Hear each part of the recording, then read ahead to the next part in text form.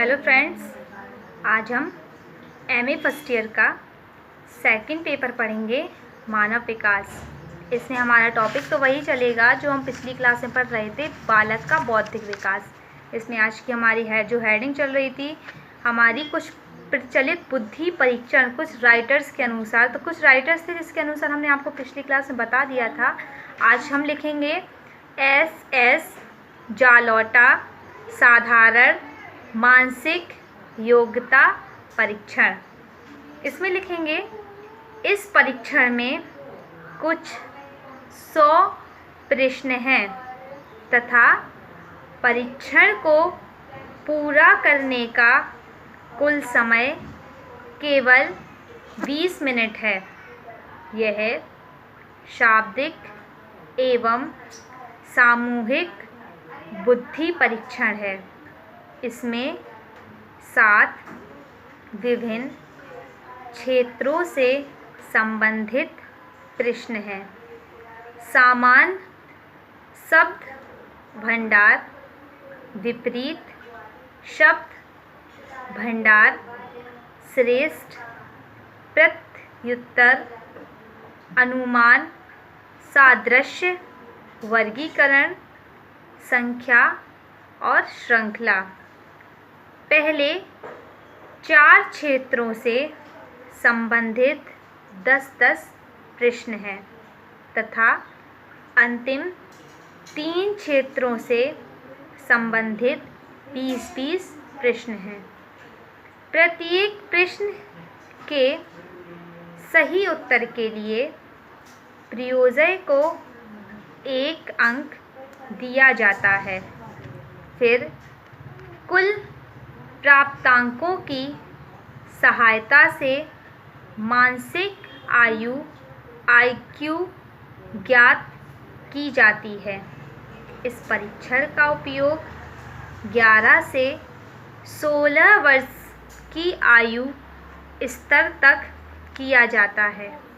अब next heading लिखेंगे संस्कृति मुक्त बुद्धि परीक्षण RV केटल।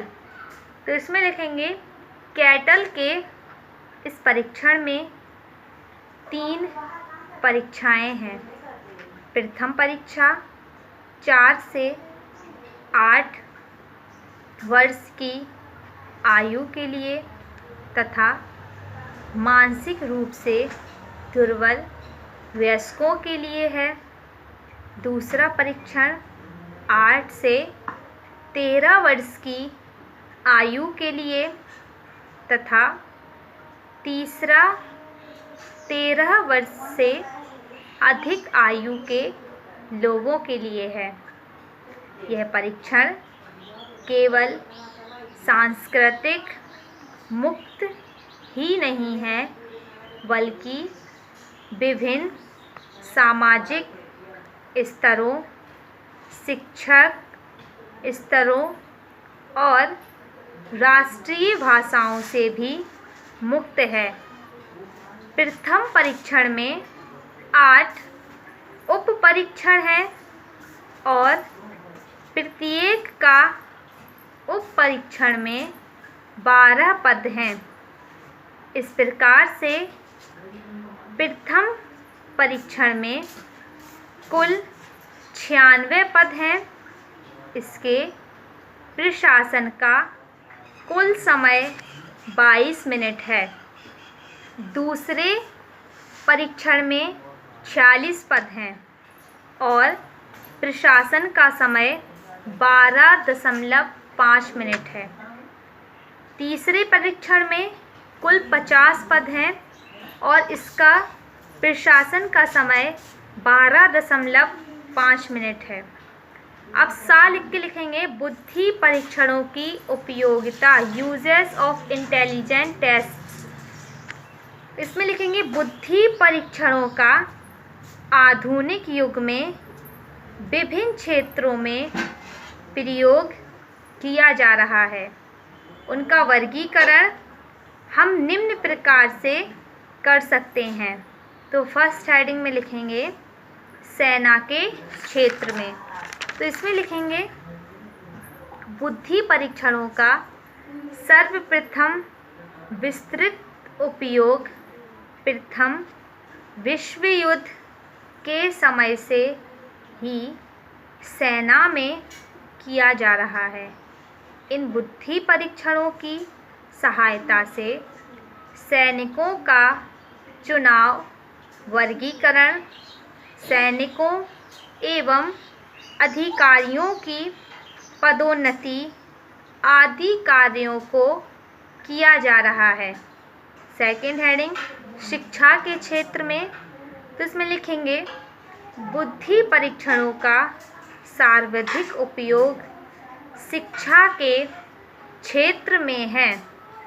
बुद्धि परीक्षणों की सहायता से प्रतिभाशाली, सामान्य एवं मंदबुद्धि बालकों को छांटा जा सकता है एवं शिक्षा का कार्यक्रम उनकी आवश्यकता के अनुरूप में संचालित किया जा सकता है।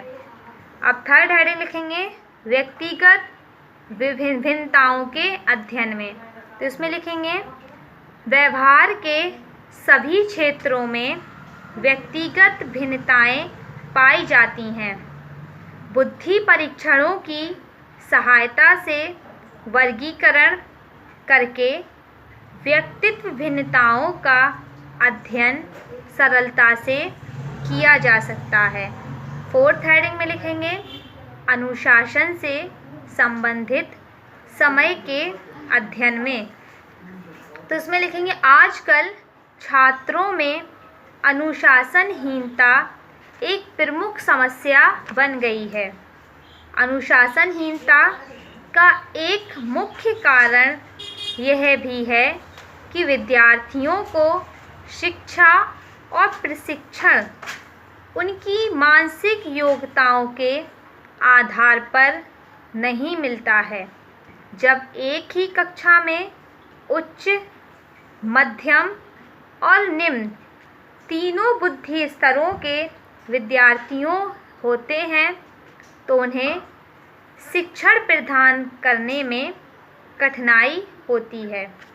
जब अध्यापक के अध्यापन का स्तर मध्यम श्रेणी का होता है तो भी निम्न और उच्च बुद्धि वाले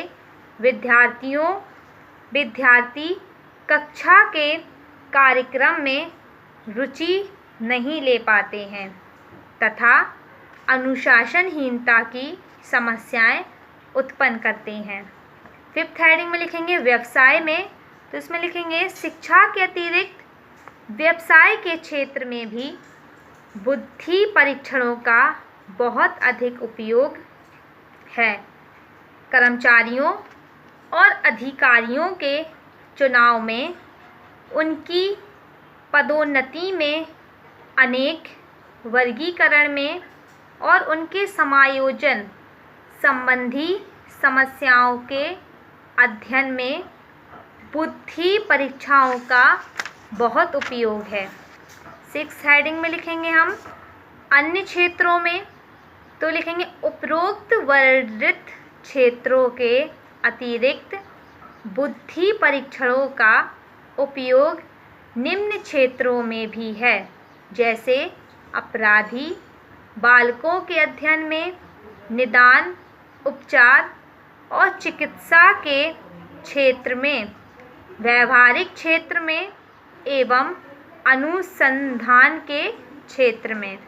अब दाल लिख के लिखेंगे हम मानसिक आयु एवं बुद्धि लब्धि, यूजर्स ऑफ इंटेलिजेंट टेस्ट, तो इसमें लिखेंगे मानसिक आयु का प्रत्यय बिने ने प्रदान किया था। मानसिक आयु के प्रत्यय के द्वारा बुद्धि परीक्षणों से प्राप्त होने वाले अंकों को अर्थपूर्ण बना देते हैं। मानसिक आयु व्यक्तिगत की क्रियाओं के रूप में उपलब्ध विकास की सीमा है, जिसे व्यक्तिगत एक निश्चित आयु में प्राप्त कर लेता है। मानसिक आयु वास्तव में बालक की उस मानसिक परिपक्वता को दर्शाती है जो कि बालक किसी दी गई आयु में प्राप्त करता है। अर्थात जिस बालक की मानसिक आयु 5 वर्ष है, वह 5 वर्ष के लिए निश्चित परीक्षण की सफलता को पूर्ण कर लेता है, भले ही उसकी शारीरिक आयु 5 वर्ष से अधिक या कम हो। इसी प्रकार यदि कोई बालक 8 वर्ष की आयु का है और वह 9 वर्ष के बालकों के लिए निर्धारित परीक्षा को पूर्ण कर लेता है, तो उसकी मानसिक आयु 9 वर्ष ही समझी जाती है। उसी प्रकार यदि 9 वर्ष का बालक 8 वर्ष के बालकों के लिए निर्धारित बुद्धि परीक्षाओं को हल कर पाता है, तो उसकी मानसिक आयु 8 वर्ष मानी जाती है। अब पैराग्राफ करके चेंज करके लिखेंगे। जैसे जैसे बालक की शारीरिक आयु में वृद्धि होती जाती है, उसकी मानसिक परिपक्वता में भी वृद्धि होती जाती है। बिना मानसिक योग्यता को निरंतर एवं लगभग एक समान गति से पूर्ण परिपक्वता तक विकसित होने वाली योग्यता मानते हैं। पूर्ण परिपक्वता का निश्चित आयु के संबंध में विभिन्न वैज्ञानिकों में मतभेद है। विभिन्न मनोवैज्ञानिक 14 से 22 वर्ष के बीच परिपक्वता की सीमा मानते हैं।